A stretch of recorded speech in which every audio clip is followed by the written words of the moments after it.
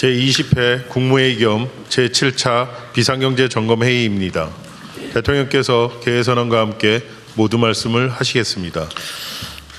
네, 제20회 국무회의를 시작하겠습니다.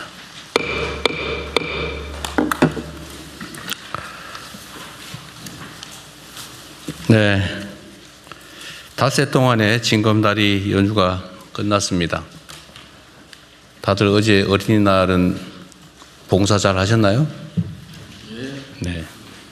우리 통일부 장관님만 봉사 잘 하시는 거예요. 네. 네. 국민 모두가 가족들과 함께 잠시나마 행복한 충전 시간을 가졌기를 바랍니다. 헌법 개정안에 대한 국회 표결이 내일 진행될 거라고 합니다. 1987년에 현행 헌법이 제정된 이후 대한민국이 정치, 경제, 사회 여러 측면에서 참으로 큰 변화를 겪었습니다. 그런데 헌법은 여전히 지난 40여 년 동안 제자리 걸음입니다. 보통 이렇게 표현하죠. 세상이 변했는데 덩치는 커졌는데 옷이 맞지 않는다. 그럼 옷을 좀 고칠 필요가 있지 않냐. 이런 얘기들을 합니다. 지금 헌법으로는 지금 현재 우리 대한민국 민주주의의 수준이나 국민의 삶의 상황 또 국가의 미래를 충분히 담보하기가 어렵습니다. 또 동시에 전면 개헌을 하기는 부담이 너무 큽니다. 또 정치적 이해관계가 엇갈리기 때문에 합의가 쉽지 않습니다. 그렇다고 다 미룰 것은 아니고 할 수 있는 만큼은 하자. 이런 실용적인 태도로 접근할 필요가 있습니다. 부분 개헌을 합의되는 만큼 순차적으로 해나가는 것이 현실적인 방법이다라는 생각이 듭니다. 예컨대 불법 계엄을 더 이상 못하게 하자, 국회 통제를 강화하자. 이거 어떤 국민이 반대하겠습니까? 그 반대하는 사람이 조금 있을 수는 있죠. 그 사람들은 불법 계엄 옹호론자라고 봐야 되지 않겠습니까? 계엄 상황도 아닌데 불법적으로 정권 유지를 목적으로 또는 사익을 목적으로 계엄을 선포해서 군대를 통해서 나라를 망치면서 독재를 하겠다. 이런 것을 못하게 하는 게 당연한 거 아닌가요?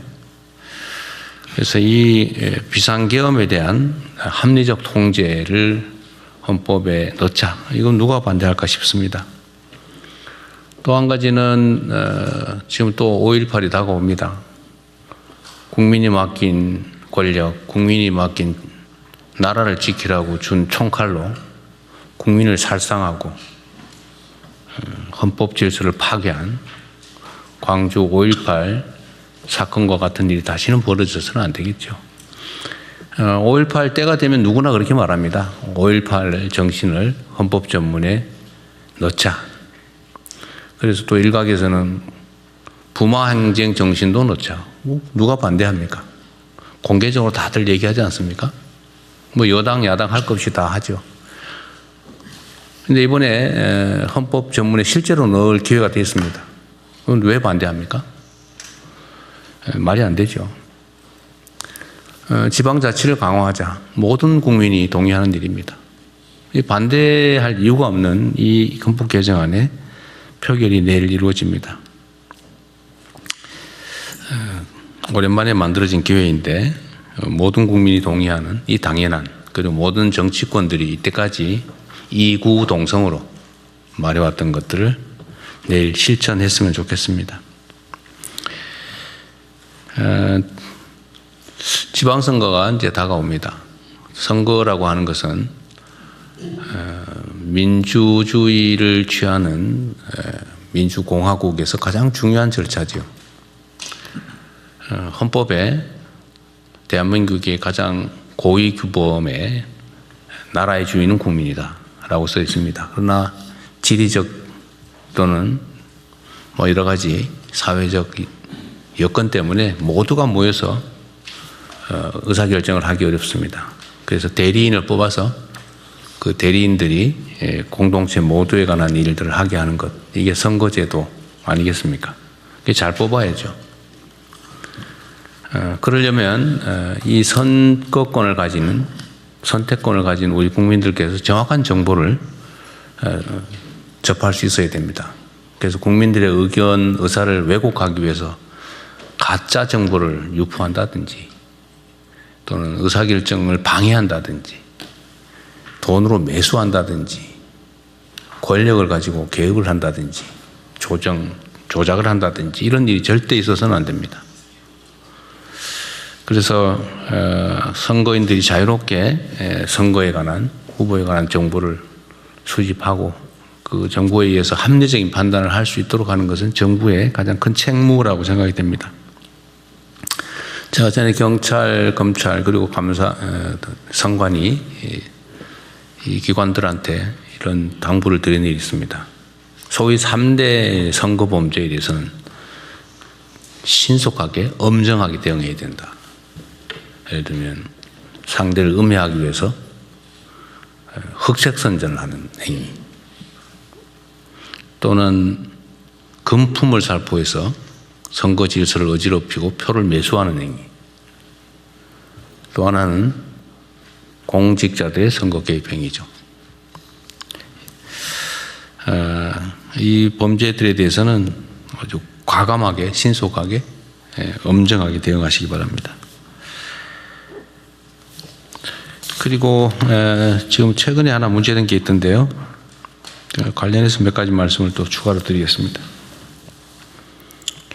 산림청 청장 나오셨어요?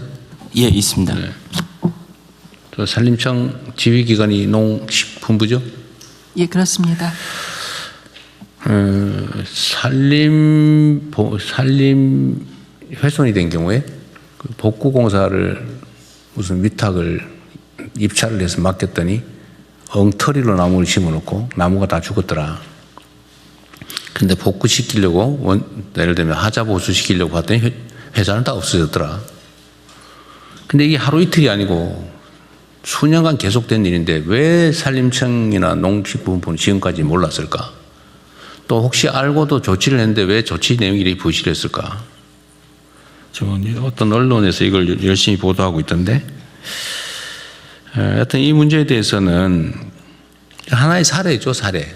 그 얘기를 하자는 것만이 아니고, 제가 얼마 전에 한 몇 주 전에 이런 얘기 한번 한 거 있지 않습니까? 각 부처청 단위로 비정상의 정상화 과제들을 발굴하고 또 시정하고 필요하면 대책도 세우고 하라고.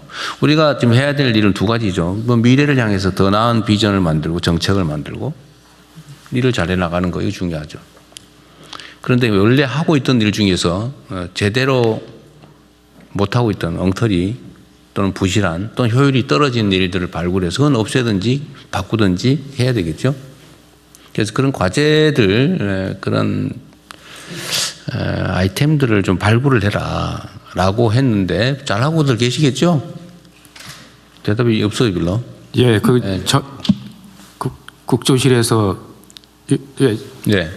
국무일차장입니다. 네. 국조실에서 전부처 걸 받아서 지금 총괄 TF에서 점검을 하고 있습니다. 네. 다 이미 다 받았어요? 네. 그렇게 빨리 되기는 어려울 텐데요. 그거 쉽지 않습니다. 이게 전에도 한번 말씀드렸지만 똑같은 걸 보고도 발견을 못 해요. 보고도 모른다니까요.